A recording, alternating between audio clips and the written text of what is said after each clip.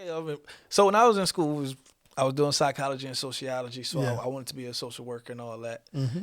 And I met some people there that was rapping, and cause it wasn't nobody in Roanoke. I was by myself, and cause I had two of my boys that was there, but they rolled Is this out. Radford or is this No, we was in Virginia Roanoke Tech? at this time. Oh, okay. You in Roanoke Yeah, yourself. yeah, Okay, I'm I in got it. Roanoke, cause I had my apartment out there. Yeah. My basketball coach, I got us an You apartment. gotta understand, man. Nobody know this but me. Yeah, yeah, facts. Facts. So- Oh yeah, yeah, yeah. Oh yeah. So I was in Roanoke. My mom didn't want me to go nowhere, but I was like, listen, I'm 18. I'm not one of the ones that's gonna be stuck. Not living. Don't do nothing for me. I'm gonna go out here. I'm gonna get lost. I'm gonna do it myself. But my Which coach, is a good thing. yeah, a good friend of ours, man. He had his own basketball camps and all. His name was Richie Saffron. So he got us a apartment in Roanoke. So my boys was like, look, we already down here about to be on the basketball team. I'm like, man, I'm coming too. I'm going to school. So I go down there. I did all my school stuff by myself or whatever. And yeah, we played ball. We had an apartment, but then them two, they ended up coming back. So I'm down there by myself. So I stick it out for a year. And I'm just like, yo, it's a whole different city. I don't know nobody, and it's reckless, you know. Nobody ever thinks that those outlying cities are wild like that. Bro. But it's wild, ain't it? Man, you would think that joint was Baltimore. Yeah. It's their own Yeah. part of Virginia. Oh, yeah. You know? So I moved some family down there. I feel better. First, we went to the first ever sneaker convention. We all, me, Lamont, and Travis came up to DC for the first jump. And You said in DC? yeah, that was in DC. So the It was on convention 8th center Street. somewhere? It was on Oh. 8th Street. It was small at the time. Oh, okay. And opened our eyes to outside, like, yo, this is everywhere though. These are people from See, that's the thing, right? I always remark that people that it might be some fly shit for y'all, but damn, man, it's some people everywhere else doing the same thing, that same kind of. and the way that my world went is so crazy because all of it ended up coming together. I'm talking about from film, fashion, music, those sneakers, whatever. It all came together because some people here do this too, you know. So So you got to get out and travel, man. did my friends and one of my cousins was rapping, like Trail, that's family basically. I get a call about them doing music. I'm like, okay. Let me hear what it sound like. And music take off. My man Wale was jumping. I got on their street team. I know we jumping all over the place, but I got No. This is fine. Back then it was just called a street team. Now it's called marketing. You know, I was on the street team with that. So that took me from Roanoke to Miami. So You were doing street teams type stuff. yeah, Street team type stuff. Yeah, in it was for Miami. the board administration, and that was the Greg Harrison and Mo and Trey from UCB, the background singer for Wale. Yeah. They had owned the record label. It was basically like DC's Rockefeller. Yeah. And that introduced me to Philanthropy because every Thanksgiving we did the turkey drives and stuff like that. Yeah. I'm like, yo, this is real dope on some Kings of New York or New Jack City handing out turkeys. That's how it was, and it made me feel good, you know. Yeah. But so they put me on their street team, and I got cool with all of them artists, you know. And their friends was artists from Atlanta, or their friends was artists from Miami. So one person here, one person there. I swear I was always wondering how you made these connects like this. Man, and it's so crazy because my personality made people remember me, and I had shoes. So And you hustle. man, crazy. So by Greg putting me on to BOA's street team, I had to go to Miami for Self-Made One. The first when Maybach Music first came around, then I got put on their street team by Lex Promotions. That's how I got linked with Nipsey and all of them, all from Self-Made album party on South Beach. Right. That's when they had the famous South Beach shootout. The police shot the dude up. Dragon. I was down there, but it was so many artists at one time because, you know, Maybach Music, that was the first big joint since Rockefeller. Like, all these artists on one label, so everybody came out. And I talked to everybody who walked in the building because I was the one putting up the posters and stuff early in the day. So when they came to walk through, I was out there. When they came back at night, I was still out there. Were you the only person from home down there doing this, or what? Yep. Okay. I'm the only person that was. That's kind of intimidating to be. You sort of. I mean, I guess you had some people with you, but it's kind of. It was a strange. It was a female and her parents that was down there that we like, and somebody else from Roanoke that we drove down there. You know what I mean? And I was like, listen, I'm gonna get us where we need to go. Yeah. Okay. And it was a whole weekend thing that was going on. It was like they have I think is that MLK weekend or something like that, but they call it MMG weekend. Mm-hmm. And I met so many people up and coming at this time. This 2010, 11, I think. Yeah. Sunny Digital, super famous producer now. Future, Nipsey, Gunplay, all Rick Ross artists. And I'm like I said, Wale was out there. I met Busta out there. Some more. Like, it was so many people. It was like you would think it's Howard Homecoming, but down there. You know what I mean? And I let me get a picture. Let me get a picture. Let me get a picture. And what sucks is people always say that they don't like going up to people taking pictures. I don't care. Them memories last me forever. Yeah. And then I can pull them out like, yo, remember, this was us, Yeah, and it's just a networking tool, man. Exactly. You know what I'm saying? Exactly you can tell by certain people's energy some people don't want to be bothered for real. Exactly. You know people got to know how to approach them people That's too. right. Because That's you know what a I'm saying? fact. I yell from a distance like, hey, what's up, man? Let me, Yeah. and boom. I mean, you get all aggressive with them. They probably going to be like, some of these people come from the same environment. Exactly. They're like, nah, bro. Like, I catch you late, like, you know what I'm saying? And then I see them the next day or something. They be like, yo, what's up? But I was taking phone numbers from them people that was handing out CDs. I kid you not. I had like 40 different Future mixtapes. And I ended up giving them to all my cousins, and Future wasn't even known. Yeah. 2010 he wasn't. So he didn't get like hot to like 2012, I think. Yeah, I think it was like that because Sunny Digital it wasn't even his song. Racks on Racks, YC. So I met YC. Yeah. But I was around their management first. Mm-hmm. You get close with the managers and the cousins of the artists or whatever, then you're gonna be cool with the artists, bro. Folks, what Mr. Miles is trying to tell you is that you need to network. Network will get your net worth. I'm telling you. And all these people, if you don't look approachable, nobody's gonna mess with you. You know what I'm saying? All y'all that I shoot your whole family up or whatever, nobody gonna talk to you. No. You know what I mean? But, then they shouldn't. Nah, like that's crazy. Like, and I got to be cool with so many people to the point where I got to take my family, and my family was rapping. Mm-hmm. Our family. Yeah. And was like, yo, let's hit them up on Twitter. This is when Twitter was jumping. So they responded. I got the phone numbers. Said, man, forget the internet. I'm calling them. We going down there. Right. It's the same time that I got to do promotion for Wale for the Ambition album, which coincides with all this because now the people that's doing beats and all that in these certain studios, so any of y'all watching, y'all know about Hot Beats or you know about Patchwork or whatever, everybody used to be in these studios. Mm-hmm. So we linked up with Alley Boy first. He said, anytime you come to Atlanta, come to my house. I'll tell you who to be around, who not to be around. Then we got to go to the studio, and we got with Waka Flocka's engineer. His name was KY, and KY do all like 2 Chainz, and he got so many artists now. Like all these people blowing up. We was around the Migos and Southside, some of the biggest producers or whatever at the time. I mean, y'all can go look on YouTube if y'all think I'm fronting, but no, I know you ain't.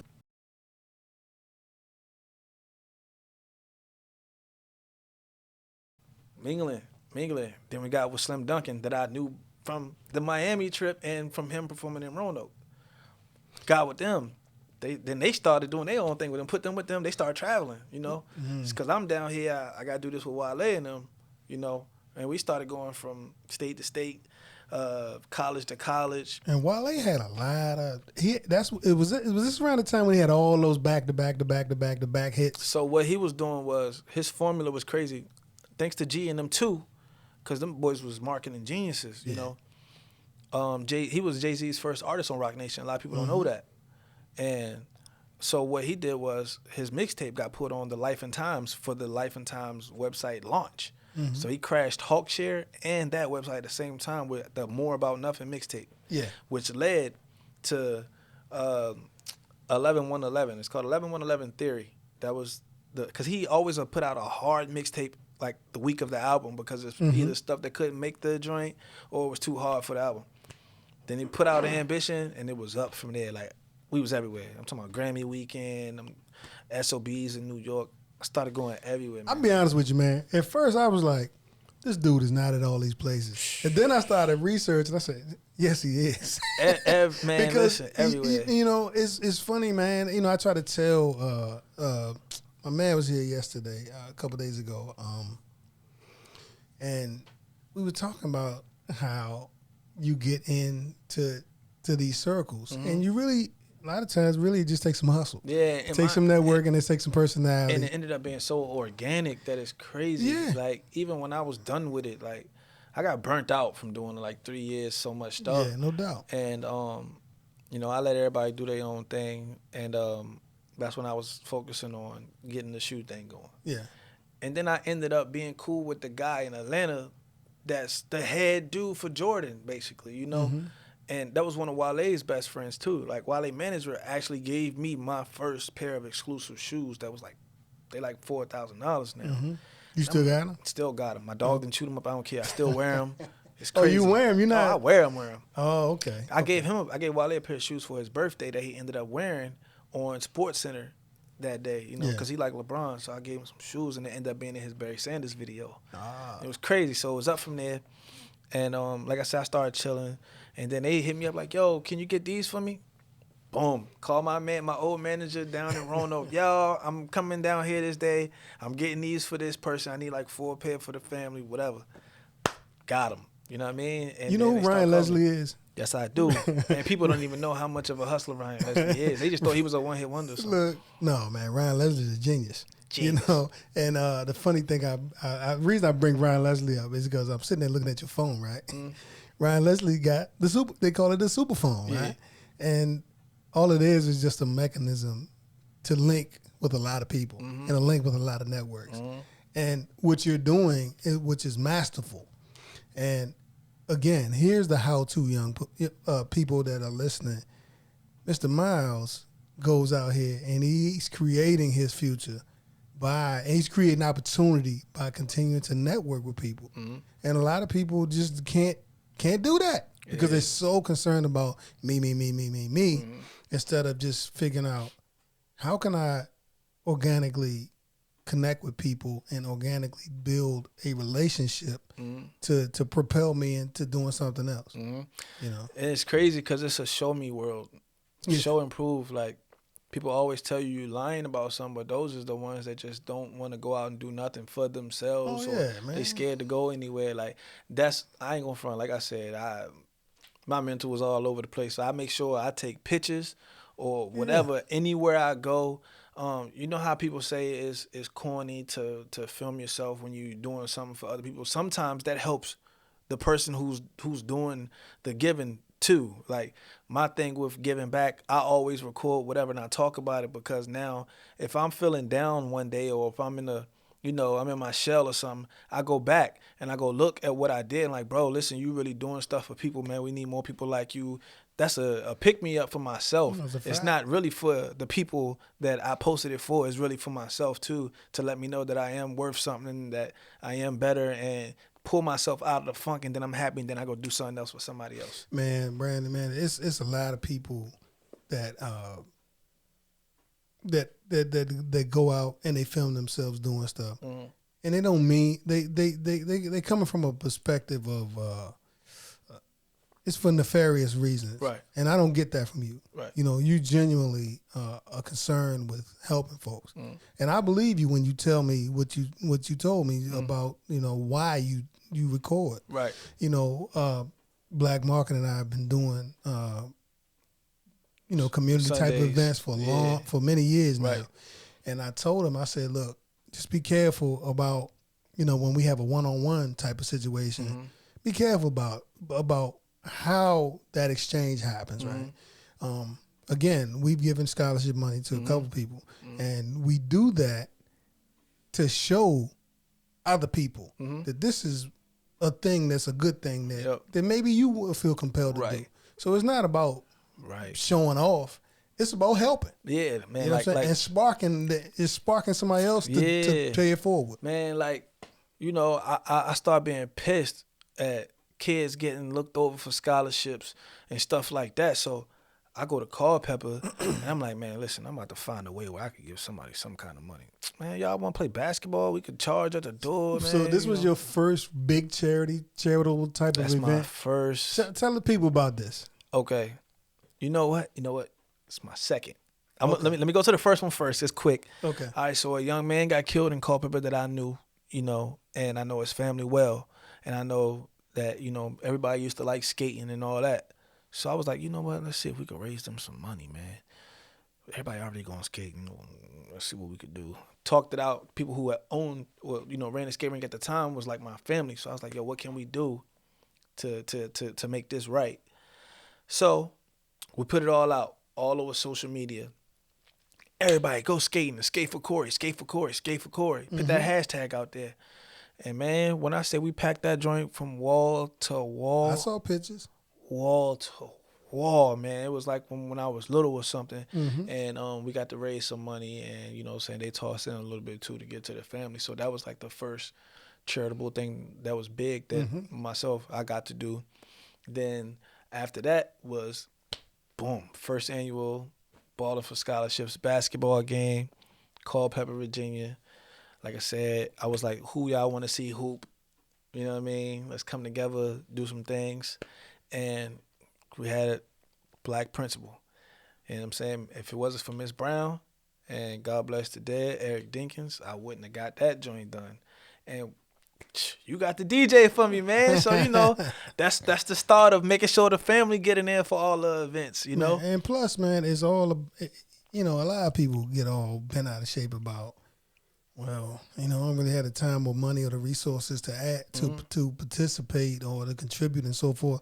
A lot of times you don't even need that, man. Just a little bit of work by a bunch of people, man, we can make it happen. That's right. Or if you just got a small crew that's reliable, or you can make some things happen. Right, man. and that's why I call y'all for everything. That was a great time, man. Man, and it's crazy. Just look, nothing but a basketball game. Yep. Charge a couple dollars. Come on in, watch good basketball. And it was cheap back then. So we only charged $5 to get in, right? Yeah.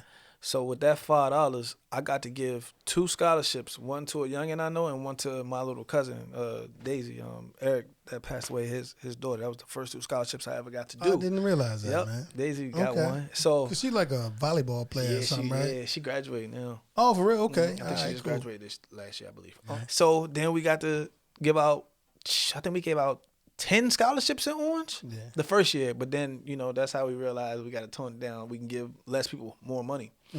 And we got to do good stuff, man. Like the next year, we donated that game to Lori Holmes. But she passed away the next year after that. But we got to have that great moment with her for her, man. Got to raise some money for them. So we went 4 years strong. Well, 5 games, 4 years. Then COVID happened. We was gonna have one last year. We was coming for that 3-peat against Orange, but that's neither here or there.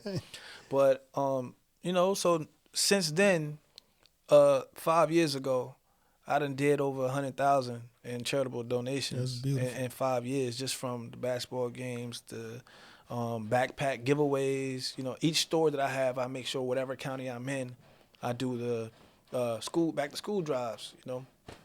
Keep me going. It's always negativity out there, or he doing it for a certain reason. My thing to that is, you do it.